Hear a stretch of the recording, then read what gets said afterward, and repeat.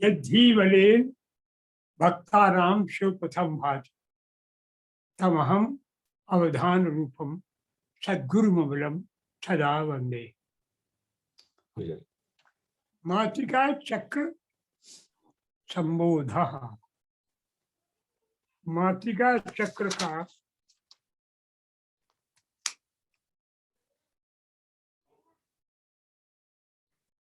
ये छिपी हुई जो माँ है उनका ज्ञान है, इस वो चक्र रूप है, ऐसा इसका अर्थ लगता है, लेकिन ये बात नहीं। ये मातृका चक्र है क्या, इसके अलग अलग विद्वानों ने अलग अलग किए। कुछ विद्वान कहते हैं कि मातृका चक्र ये वर्णमाला है। दूसरे विद्वान कहते हैं कि ये चक्र हैं शरीर में स्थित, जो 60 चक्र हैं, ये मातृका चक्र। और तीसरे विद्वान हैं जो कहते हैं कि श्री यंत्र है, वही है मातृका चक्र। ये तीन पर अलग अलग तरह से विचार हुए, और यदि इन विचारों को आप गहराई से जाने या वहां तक पहुंचे तो बात एक ही निकलती है। चाहे वो श्री यंत्र हो, चाहे वे शरीर के चक्र हो, और चाहे वो वर्णमाला हो, वे सब मूलतः एक है, अलग है ही नहीं। केवल लग रहा है, आभास होता है ऐसा कि भी अलग अलग है। प्रारंभ में लगता है, पहले आप एक समझ लीजिए ये वर्णमाला की बात है, फिर इसके बाद ये दो रूप भी बताएंगे आपको कि ये शरीर में क्या है और ये श्री यंत्र, ये भी आपको संक्षेप में बता देंगे। तब आपको ये पता चल जाएगा कि वास्तव में मातृका चक्र संबोध ये है, और ये पूरा विज्ञान है, तंत्र विज्ञान की जड़ है, बहुत कठिन है। और जिन लोगों ने इस पर कार्य किया है उनकी वे कहते हैं कि उनकी कोई समझ में नहीं आया, और फिर उन्होंने काम किया, फिर उन्हें ज्ञान हुआ कि हमारी समझ में नहीं आया, हमने काम कर दिया, तपस्या की, तो फिर भगवान शिव की जब कृपा हुई तो उनकी बुद्धि में आया। एक बात समझ लो, गांठ बांध लो कि अगर भजन करते हो तो समझ में थोड़ा सा आएगा, जरूर, अवश्य है, अवश्य है।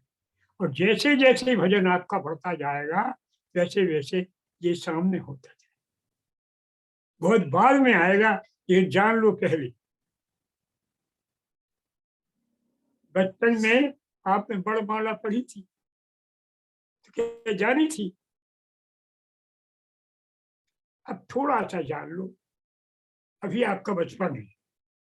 जब आपका चिंतन बढ़ जाएगा और आपके पास तपस्या का भंडार हो जाएगा तो भगवती स्वयं खोल देंगी अपना दरवाजा, और इसमें रत्न बढ़ते हैं। ये वह स्थिति है जहां पहुंचकर भगवती की गोद में खेलने लगते हैं। यह है मातृका चक्र। श्री यंत्र के भीतर आपने प्रवेश पा लिया, श्री विद्या आपके शरीर में आपको पता चल गया, तो आपको अपने स्वरूप का ज्ञान हो गया। फिर कौन सा ज्ञान बचा? यह तो उनकी कृपा, लेकिन उनकी कृपा के लिए तपस्या भी तो आवश्यक है। कृपा पाने के लिए पात्र बनना है, और वो पात्र बनने का ये एक ज्ञान का मार्ग भी प्रयास है। इसलिए इसको शाक्तोपाय है। सामोपाय पहले था, अब ये शाक्तोपाय है कि आप मातृका चक्र को जान करके भगवती को जान लें, और भगवती को जान लिया तो भगवान जान। तो अब इसको आप दो तरह से समझें, समझिए, आप ध्यान रखिए इन दो बातों को, कि हम जो कहेंगे उससे भ्रम में न पड़े, क्योंकि दोहरी बात होगी इसमें। एक बार कहेंगे कि भगवान शिव ने ऐसा किया, फिर कहेंगे शक्ति ने ऐसा किया, तो आप कहने लगेंगे ये तो दो अलग अलग है, कोई बात एक ही है। उसको समझिए, ये कहने का ढंग अलग अलग। तो पहले ये समझ लो आप, यहाँ से समझ में आ जाएगी कि भगवान शिव बैठे हुए, उनसे परे कोई शक्ति नहीं है। जिससे परे कोई शक्ति न हो उसको कहते हैं अनुत्तर। क्या कहते हैं? अनुत्तर। उसके उत्तर में कुछ नहीं है, उसके उत्पार कुछ नहीं, वही है। उसके उत्पार भी वही है और इस पार भी यही है, कोई आर पार नहीं है उनका, तो वो है अनुत्तर। तो भगवान शिव हैं, वहां शक्ति उनसे मिली हुई है, शक्ति का आभास भी नहीं है, उन्हें अपना आभास भी नहीं। ऐसी अवस्था है वो भगवान शिव की हैं। सब शक्तियां हैं, ये उनका आभास नहीं है, उन्मीलित नहीं है, उन्मीलित नहीं, खुल सब हैं। ऐसे हैं जैसे मयूर के अंडे में पंखों के रंग सब निहित होते हो। क्या उन्हें ढूंढ सकते हो, देख सकते हो? क्या मोर भी देख सकता है उसको? लेकिन उसके अंडे में वे रंग भी हैं जो हमारे आने वाले हैं। पट के बीज के भीतर पट का पूरा प्रभाव छिपा हुआ है, वैसे ही तो वो शिव परम अवस्था है। शिव के भीतर सतत शिव गतिमाए रहते हैं हमेशा। शिव की गति हुई, उन्मुख हुए, फिर समझिए उन्मुख अवस्था, इच्छा नहीं, इच्छा की पूर्व अवस्था, इच्छा की पूर्व अवस्था। ये कैसे हुई? ये शक्ति वहां अंदर जो थी उससे वो मिले, शक्ति का आभास हुआ, आम अस्मि, मैं हूं।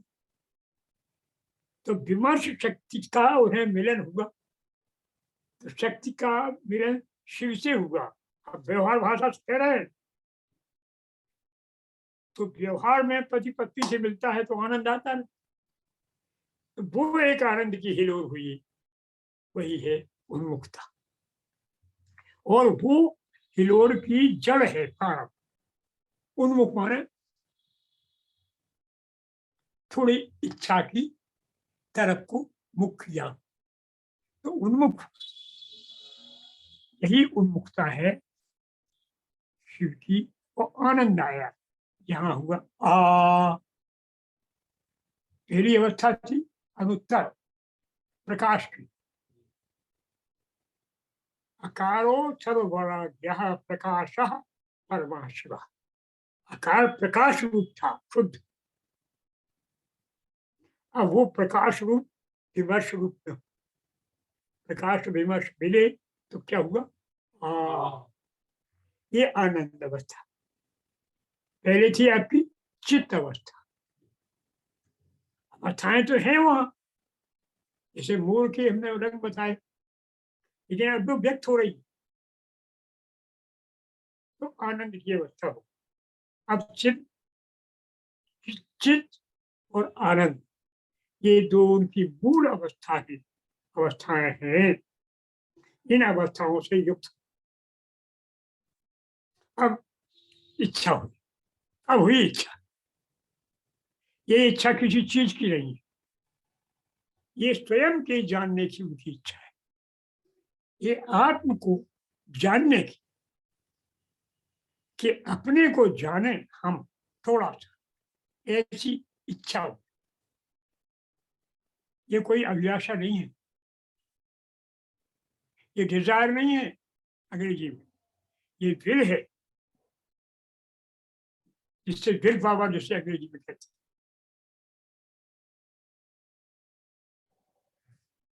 ये विल, ये जब इसका जन्म हुआ, ये ई आ से आ, ये सबका स्वभाव है। एक चित है, दूसरा आनंद है, तो चितानंद ये स्वभाव हो गया, चिदानंद स्वरूप हो गए। उस चिदानंद स्वरूप वाली शक्ति से उन्होंने जो बाहर व्यक्त हुई, इसको कहते हैं परामर्श। क्या कहते हैं? परामर्श। परामर्श का अर्थ क्या है? आभास। ये बताया था हमने, ध्यान रखना है इसका। परामर्श का अर्थ है आभास।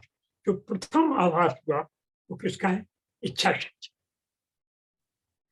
परामर्श का, परामर्श शब्द है, ये ध्यान रख लीजिए, ये बार बार आता है, शब्द आएगा।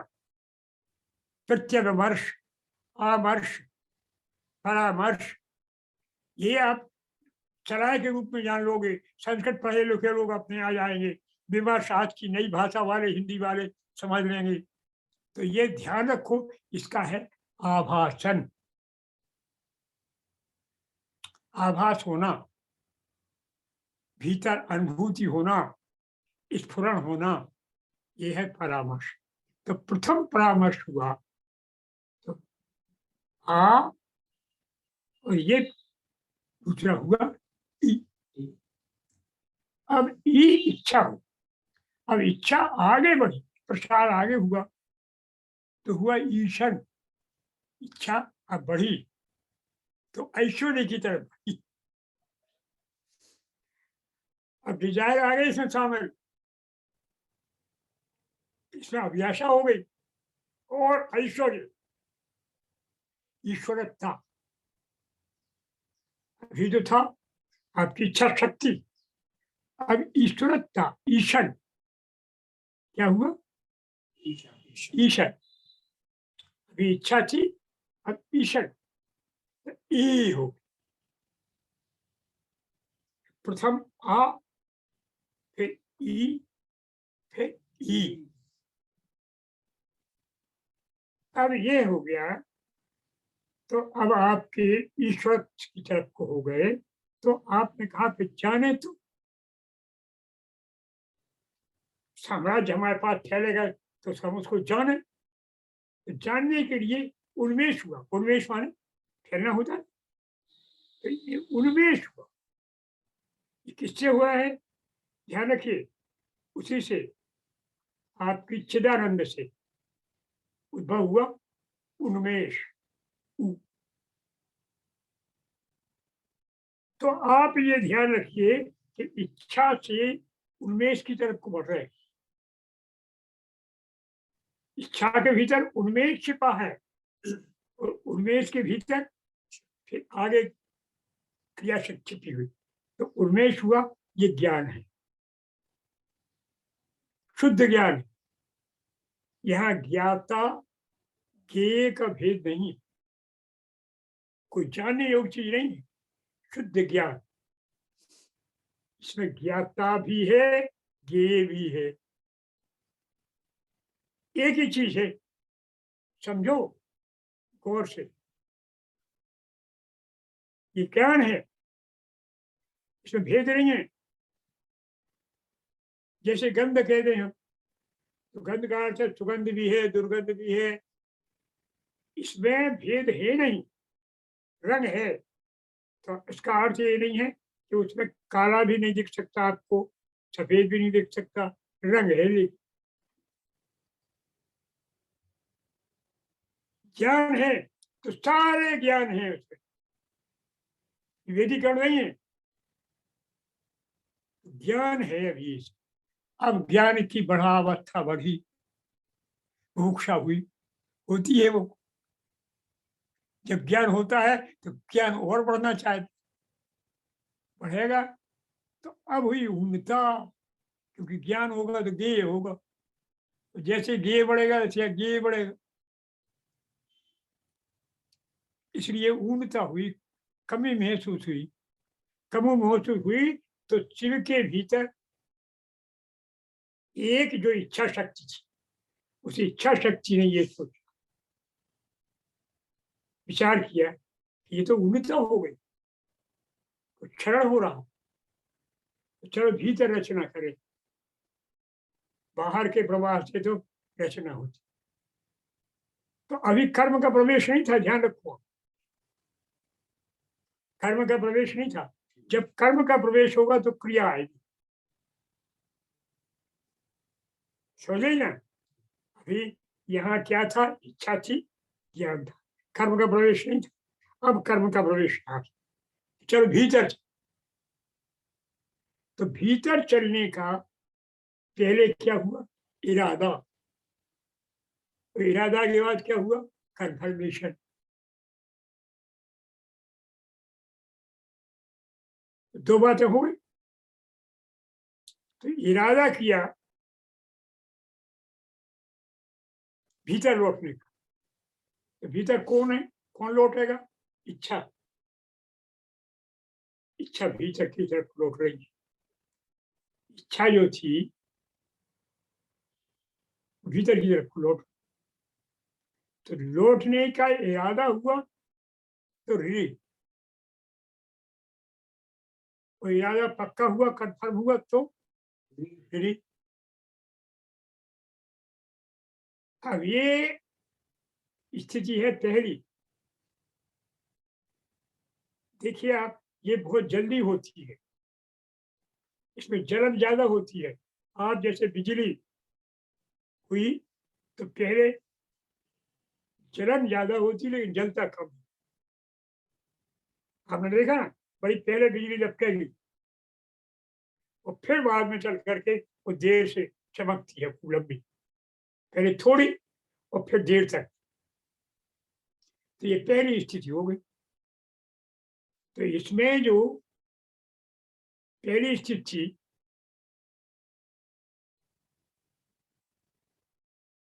उस स्थिति में ठहराव बहुत कम। अब दूसरी स्थिति है,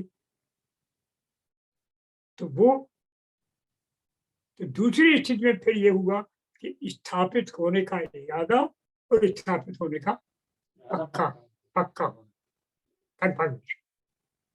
स्थापित, ये कर्म आ गया ना, कर्म पहले भी आया तो अभी हल्का आया था, अब पक्का हो रहा है। तो पहले इरादा किया तो ये हुआ लिली, इसमें कर्म का ज्यादा प्रवेश हो गया। वो लिली में तो वो कर्म आएगी, ये हो गए आपके लिली लिली। अब ये चूंकि भीतर है शिव, तो ये कभी नष्ट नहीं होगा, इसलिए अमृत बीज कहलाते। क्या कह रहे थे, जब कभी मोक्ष के संबंध में कोई चिंतन होगा वो मंत्र बनेंगे तो उनमें ये मिलेंगे, सामान्य नहीं मिलेंगे। ये व्यवहार के मंत्र होंगे, इसमें संसार चलेगा, उसमें ये मंत्र नहीं मिले, इसमें ऋण मिली हो, क्योंकि संसार के नहीं है, इसीलिए संड कहते हैं। क्योंकि शिव इस स्थिति में निर्माण नहीं कर रहे, बाहर निर्माण नहीं कर रहे, तो निर्माण नहीं करता वो कौन होता है, स्त्री निर्माण करती है पुरुष के साथ, पुरुष निर्माण करता है स्त्री के साथ। अब ये कौन के साथ का है, इसलिए यही नपुंसक वर्ण भी कहलाता। चार, लेकिन भगवान के भीतर जो चिदानंद है, चिदानंद भीतर सदा गति में रहता है, सदा गति, प्रकाश और आनंद हमेशा उच्छल रहती भगवान शिव, कभी आनंद अति देख रहता। तो लोग कहा रे उनका कैसे रचना करेंगे। तो अब उन्होंने अपनी भीतरी इच्छा शक्ति जो थी उसको बाहर किया। अब रचना हुई काय की, इसकी रचना हुई।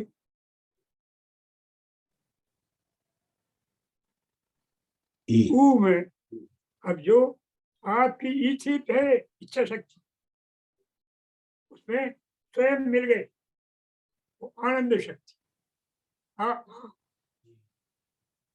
आ, मिल गया ई में, आप पूरी दम से मिला, क्या हो गया? गुण हो गया ए। ये सृष्टि रचना हो गई, कर्म का अनुप्रवेश हो गया, क्रिया हो गई, क्रिया का जन्म, क्रिया का जन्म हो गया। पहला त्रिकोण उत्पन्न हो गया अंदर का, श्री चक्र के भीतर। आप देखिए यहाँ मूल में बिंदु के पास जो अंदर त्रिकोण है वो पहला त्रिकोण।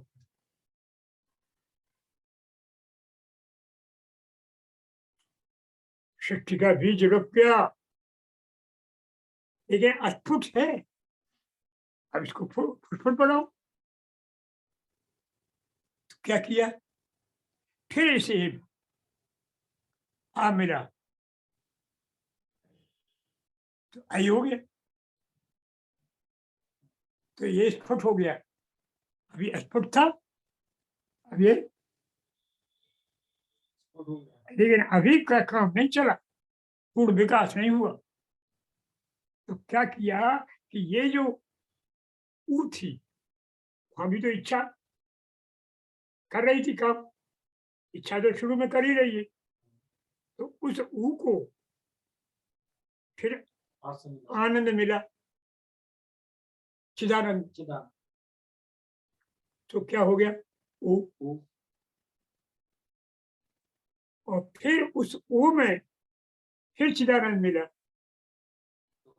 अब पूरा विकास हो गया, सब चीज।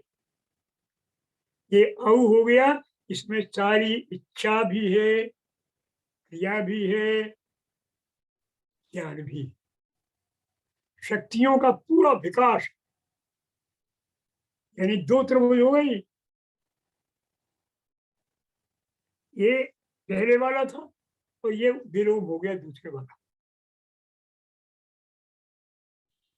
पूरी हो गई सृष्टि रचना। सृष्टि रचना,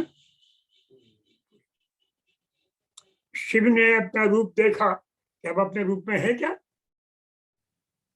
तो हो गया क्या? बिंदु। अपने को संकुचित, तो बिंदु रूप में हो गए। सारी शक्तियां केंद्रित, लेकिन बिंदु छिप गतिमय है स्वयं, वो फिर चिप का विकास, तो शक्ति, शक्ति निकल पड़ी। अकारो सर्ववर्णाग्रह प्रकाश परम शिव। अकाल जो वर्ण का था वो परम शिव था, और ये हकारो अंतिम कला रूप, ये अंतिम कला हो गई, उल्लेखना हो गई। विमर्श आख्या प्रवेश था, ये विमर्श हो गया अलग।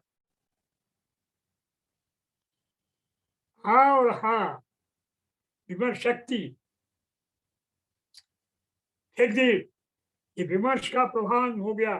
शिव उसमें जरा से भी है अर्धमात्रा, अर्धमात्रा शक्ति। तो हा हो गया, आ अनुत्तर, हा विमर्श, मां पूरी शक्तियां एकत्रित, यही है अहम। आ अंतिम विकास, हा वो दोनों मिले ही भाई, बिंदु मां। तो क्या हो गया? अहम। बिंदु हो गया ना, हा के ऊपर बिंदु, तो अहम।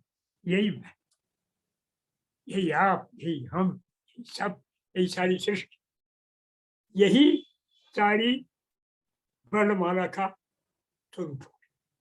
इतना ही तो वर्णमाला है, हाथ से लेकर हाथ तक। अच्छा,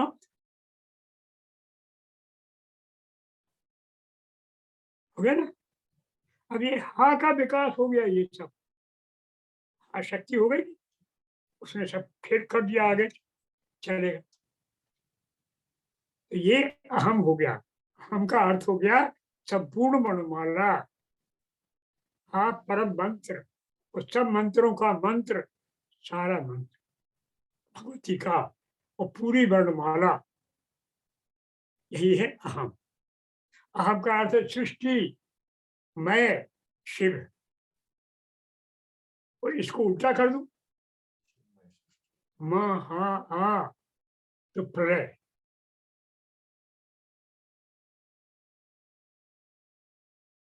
यही है आपको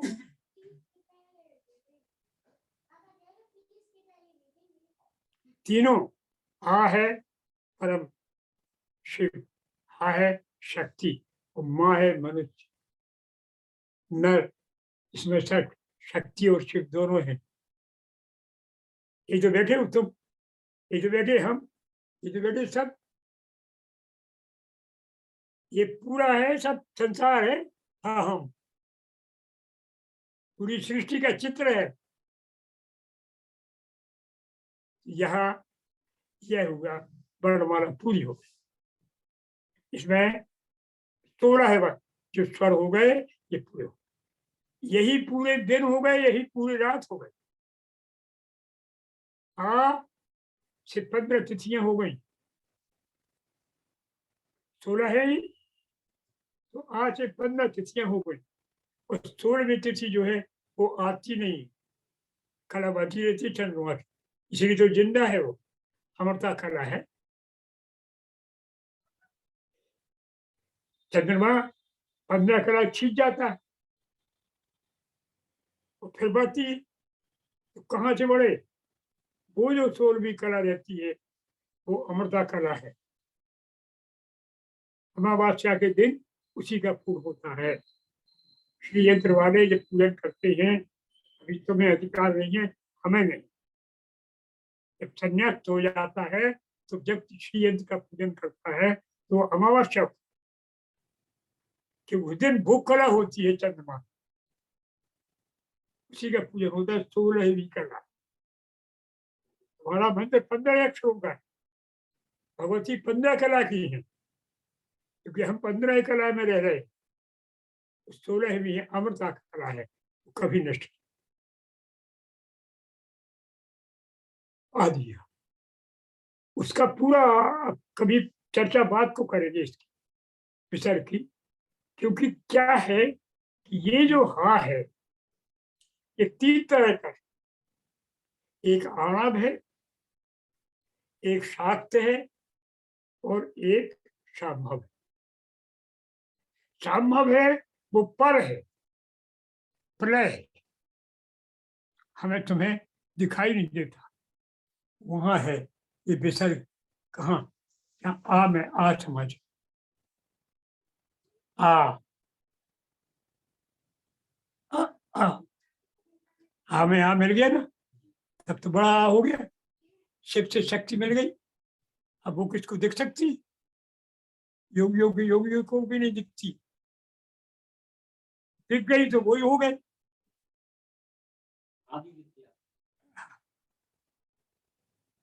वहां हो गई, फिर तो वे हो गए, ज्ञान तुम्हें तुम्हें हो जाए। तो वो पर है, पर विसर्ग, परा विसर्ग। ये जो है आहा, ये शाक्त विसर्ग, उसको प्रलय विसर्ग कहते हैं। और ये संबोधि, वो चित्त प्रलय है, वहां चित्त का प्रलय हो, वहां आप पहुंच गए, चित्त समाप्त, चिति में हो गए आप। यहाँ आप चित्त में संबोधि में हो गए, भगवती के गले में पहुंच गए, तो बाकी गोद में खेलो, आनंद करो, दुनिया में और बाहर में। तो चित्त संबोधि स्थिति है,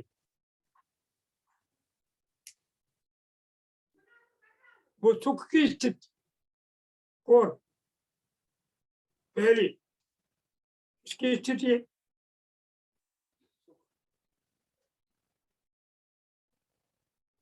परम सुख। इसको आप कहते हैं समाधि, इसको कहते हैं आप। और ये सुख कौन सा है?